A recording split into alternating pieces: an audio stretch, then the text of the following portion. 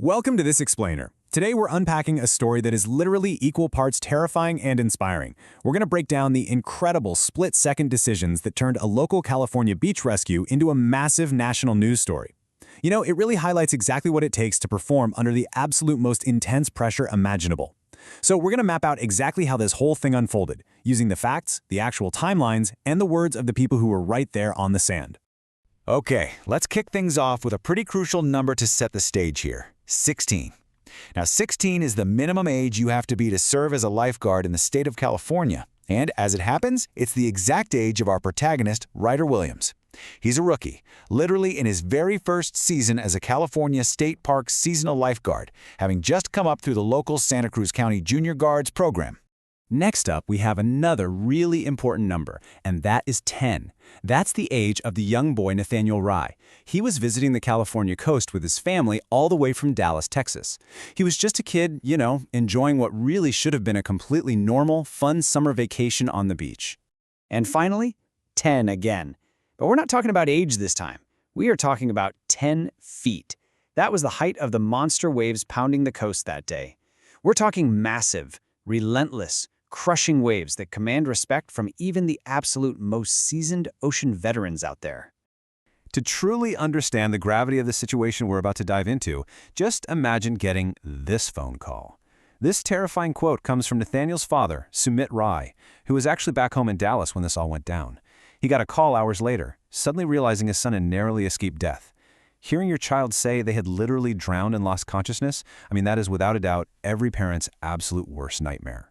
So what actually happens when a 16-year-old rookie on his first year on the job is the only thing standing between a 10-year-old kid and the deadly, unforgiving power of the Pacific Ocean? Well, today we are going to walk through exactly how a grueling 2-minute ordeal completely transformed a high school student into a national hero. Part 1. A beautiful, deadly beach day. Picture this. It's a sunny Saturday, July 25, 2026, at Seabright State Beach in Santa Cruz, California. To your casual beachgoer, it looked like a totally normal summer day, but the ocean was actually hiding a deadly trap. Way offshore, long-period swells from Hurricanes Fausto and Genevieve were churning up the ocean, and they were creating these invisible, incredibly violent shore breaks that would just suddenly crash onto the sand. The National Weather Service had even issued warnings for sneaker waves and strong rip currents. It's crazy because one second you're just standing there in calm ankle-deep water, and the very next second you are facing a violent wall of water. Part 2. Swept into the swell. So the crisis begins abruptly when 10-year-old Nathaniel simply loses his footing in that ankle-deep water. The escalation here was staggering, and it caught absolutely everyone off guard. According to Scott Vanderdusen, he's an eyewitness who actually managed to capture this dramatic scene on video. The boy was rapidly dragged 15 yards offshore by a powerful, almost tsunami-like tide. The sound of the crashing waves demanded everyone's attention, and suddenly, all anyone could see was a small head being pulled out into the deep, churning Pacific. Part 3. The Gorilla Grip Rescue. Spotting the danger immediately, 16-year-old Ryder didn't hesitate for a single second. He saw the boy lose his footing and knew exactly what was about to happen. Listen to how fast this happened. He radios for backup, throws his radio and sunglasses at the base of his tower, gets his fins on his wrists, pops his rescue buoy, and sprints right into the water. And because the surf was so intensely volatile, he couldn't even safely attach the rescue tube to the boy. For 2 grueling minutes, he fought these massive wave sets. A few bystanders actually tried to help, but they got overwhelmed so fast that Ryder had to yell at them to get back to shore, before another lifeguard, Aaron Bonin, finally rushed in to help with the final extraction. I just love this quote from Ryder. It perfectly captures his mindset right in the middle of all that chaos. Witnesses said he was holding the limp boy with a gorilla grip, just repeatedly ducking beneath these 8 to 10-foot waves. The boy had gone completely limp as the waves pushed them down, but Ryder just kept gulping air between the breakers and absolutely refused to let go of the kid. His dad even later said that Ryder just has this kind of determination built right into his DNA. Part 4. Surviving the shorebreak. That relentless fight eventually brought them back to the sand. Once Ryder and Aaron Bonin got the kid to shore, Ryder sprinted to grab the medical bag, and paramedics immediately took over.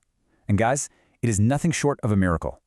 Despite inhaling sand and losing consciousness out there in that brutal water, Nathaniel survived. Paramedics evaluated him right there on the beach. He was coughing up sand from his lungs, totally exhausted and in a state of shock, but he somehow escaped with no life-threatening injuries and was safely handed back to his completely relieved mother. Back in Dallas, Nathaniel's father, Sumit, noted that his son is obviously still traumatized by the event. It still bothers him when he tries to sleep. But Sumit is acutely aware that a teenager risked his own life diving into 10-foot waves and deadly rip currents to save his boy. He reached out to Ryder personally to express a debt of gratitude that, honestly, can just never be repaid. He wants to meet the young man who gave his son a second chance at life. Part 5. From Beach to White House.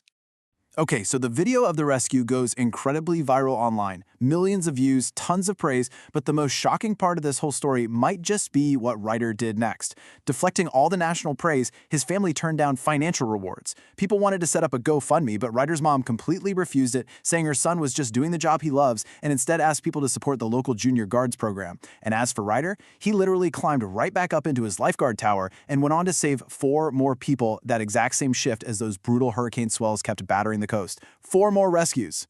Naturally, this unbelievable level of dedication and humility caught some major attention, all the way up to the highest levels of the US government. After the video made the rounds, Eric Trump actually reposted the rescue footage, calling for the guard to receive national props and stating that Ryder represented, quote, the best of America. And then President Donald Trump officially extended a White House invitation on social media. He invited Ryder, his family, and potentially the rescued boy to Washington, D.C. to receive a high civilian honor. It's a gesture that firmly cemented the 16-year-old rookie's status as a genuine national hero, taking this incredible story from a local California beach all the way to the Oval Office. We've seen how quickly a totally normal day can turn deadly, and how one person's training, focus, and sheer willpower can rewrite a tragedy into a triumph. Ryder Williams proved his readiness in the ultimate test. It really leaves us all to wonder, doesn't it? How might we react when the call to step up suddenly crashes down upon us? Thank you so much for joining me for this explainer. I really hope you found this breakdown as gripping and inspiring as I did.